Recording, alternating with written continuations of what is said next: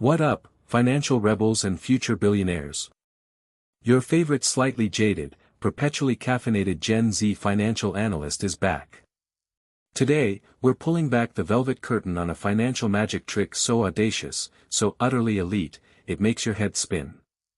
We're talking about how the top 1%, bless their Rolex-wearing, yacht-owning hearts, use debt, not to suffer like us mere mortals, but to sidestep taxes and build generational wealth that would make Midas blush.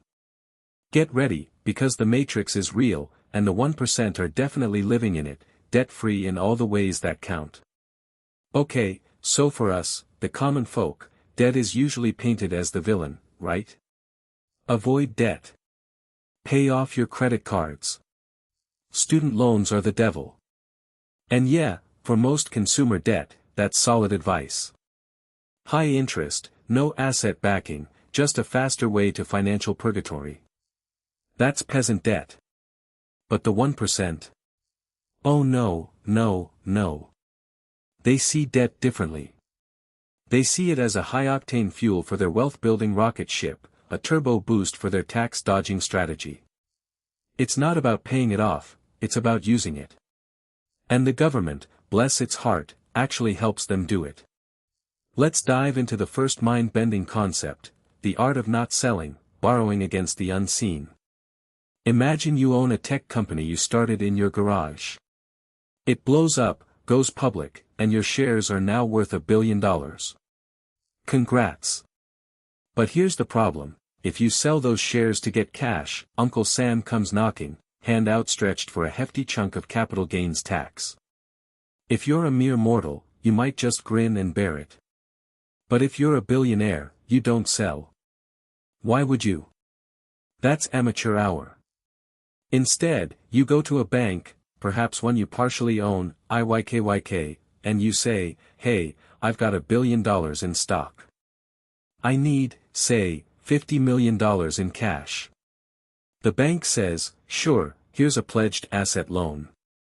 You put up your stock as collateral, they hand you the cash, and boom. You have liquidity, tax-free. You haven't triggered a capital gains event because you haven't sold anything. The stock continues to appreciate, the dividends roll in, and you've got cash to buy your next private jet, or maybe another tech startup, or fund your next political campaign. And that interest you pay on the loan? Oh, we'll get to that. It often becomes a tax write-off. This isn't just for stocks, either. Real estate portfolios, private company shares, even multi-million-dollar art collections are fair game. They borrow against appreciating assets, get cash, and keep the assets growing without triggering a taxable event. It's like having your cake, eating it, and then getting a tax deduction for the crumbs. Next up, the piece de resistance, the interest expense mirage, turning debt into tax savings. For most of us, paying interest on a credit card is just burning money. Paying interest on a student loan is a necessary evil. Paying interest on your mortgage? Maybe deductible, but only up to certain limits and usually for your primary residence. But for the ultra-rich, interest is not just an expense, it's a strategic weapon. Why? Because when debt is used for business or investment purposes, the interest paid on that debt is often tax-deductible. Think about it. You, the average Joe, buy a new car on credit. Interest? Not deductible. Your rich buddy, however, buys a fleet of luxury cars through his limousine service company. The interest on the loan for those cars? Fully deductible as a business expense. He just reduced his company's taxable income, meaning he pays less corporate tax, and potentially less personal income tax if he flows that income through. He then uses those cars for personal use, maybe occasionally renting them out to friends, at a loss, of course, because business is tough, am I right? It's the ultimate double dip. This extends to every facet of their financial lives. Investment property mortgages. Deductible. Margin loans used to buy more stock. Deductible. Loans taken out by their private equity fund to acquire a company. Deductible. When you're paying millions in interest, deducting that from your taxable income can save you millions in taxes. It literally makes their debt cheaper to hold than not holding it. We pay taxes on our income, they reduce their taxable income by incurring strategic debt. It's not just a loophole, it's a gaping chasm in the tax code, specifically designed for those who can afford the high-priced tax lawyers to navigate it. Now, let's get into the advanced stuff, the loopholeception, trusts, family offices, and internal lending. The 1% don't just have an accountant, they have a small army of financial architects. These architects build elaborate structures, like dynasty trusts and family offices, that act like their personal, tax-optimized financial ecosystems. Within these ecosystems, debt becomes a generational wealth transfer tool. Imagine a wealthy patriarch. He has an estate worth billions. He wants to pass it down to his kids and grandkids without the government taking 40%, or more, in estate taxes. What does he do? He puts his assets into a trust.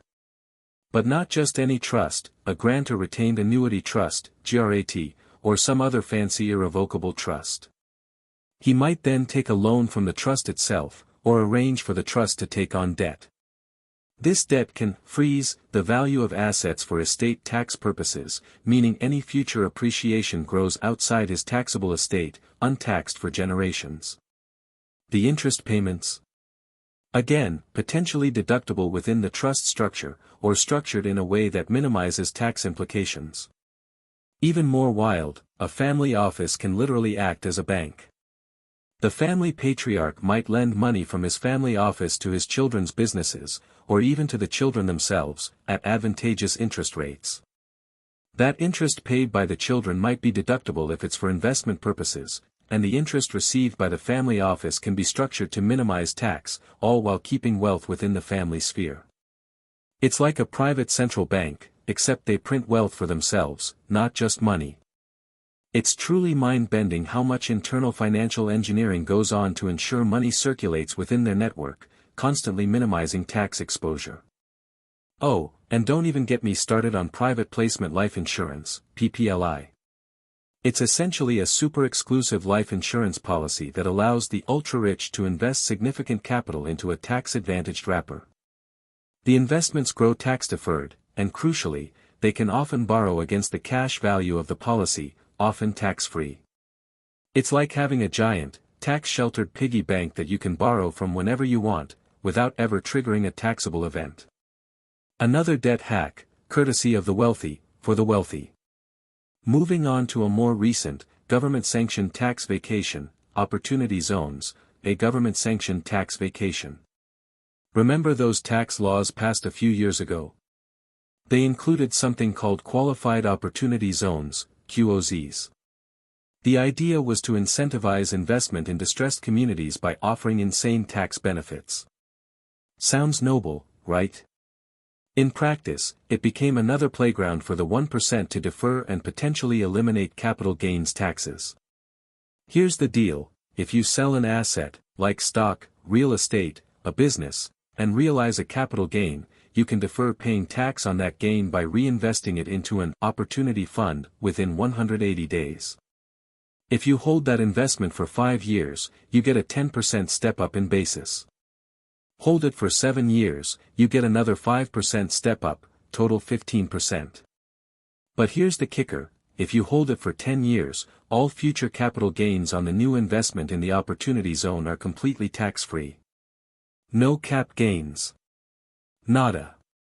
Zip. So, what does the 1% do?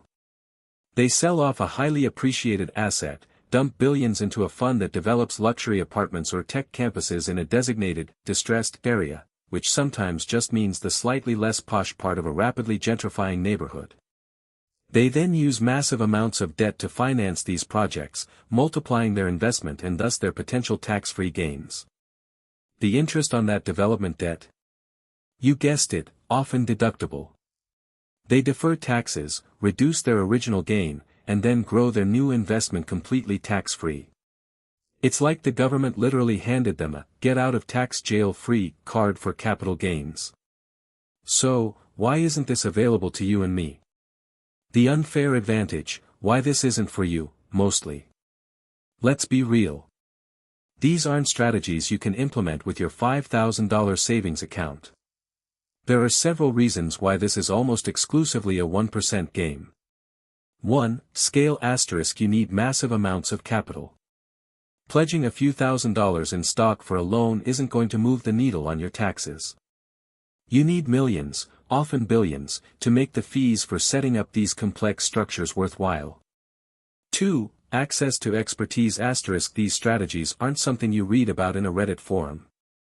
They require highly specialized, ridiculously expensive tax lawyers, CPAs, and financial advisors who literally spend their careers navigating the darkest corners of the tax code. We're talking people who charge more per hour than you make in a month, just to tell you how to not pay taxes. 3. Risk tolerance and deep pockets *. While these strategies are designed to be tax efficient, they still involve leverage and investment risk. The wealthy have deep enough pockets to absorb potential losses that would wipe out an average person. They can play the long game because they don't need the money tomorrow. 4. Influence, whispers. Let's just say the people who benefit most from these complex tax laws are often the same people who can afford to influence their creation. It's not a conspiracy theory if it's just how the system works, right? So, what can you, the aspiring non-1%er, learn from this? What you can learn, the art of smart leverage, for the rest of us, ****. Don't get depressed, get educated. While you might not be setting up multi-generational dynasty trusts tomorrow, you can absolutely adopt a sliver of this mindset. 1. Shift your perception of debt *. Not all debt is bad. Bad debt takes money from your pocket, consumer debt, high-interest loans for depreciating assets. Good debt puts money into your pocket or buys appreciating assets, mortgages on real estate, student loans for high ROI education, small business loans for a profitable venture. Focus on accumulating good debt and using it to acquire assets that either generate income or appreciate in value. 2. Understand leverage *. Leverage means using borrowed money to increase the potential return of an investment. Your mortgage is the simplest form of leverage. You put down 20%, the bank covers 80%, but you get 100% of the appreciation. Use leverage wisely and cautiously, only for assets you understand and believe in.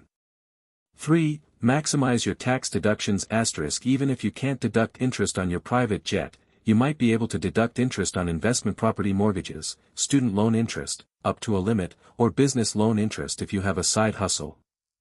Talk to a good CPA, one you can afford, about legitimate deductions available to you. 4. Think long-term and asset-first *. The 1% aren't focused on next month's paycheck, they're focused on next generation's inheritance. Build your wealth by acquiring appreciating assets, real estate, diversified investment portfolios, skills that lead to higher income. Protect those assets and let them compound. 5. Educate yourself relentlessly *. The biggest asset you have is your brain. The more you understand how money actually works, how the system is designed, the better equipped you'll be to navigate it, even if you're not playing with billions. So, there you have it. The secret sauce of the ultra-rich isn't some mystical investment strategy, it's often just really, really smart, tax-advantaged debt. They're not avoiding debt, they're weaponizing it. They're using the system's own rules against itself, transforming liabilities into vehicles for wealth accumulation and tax evasion. While we're told to pay off our debts, they're busy borrowing more, all while collecting tax breaks. It's a rigged game, sure, but understanding the rules is the first step to even figuring out how to play a slightly less rigged version for yourself. Stay cynical, stay smart, and keep chasing that financial main character energy. Peace out.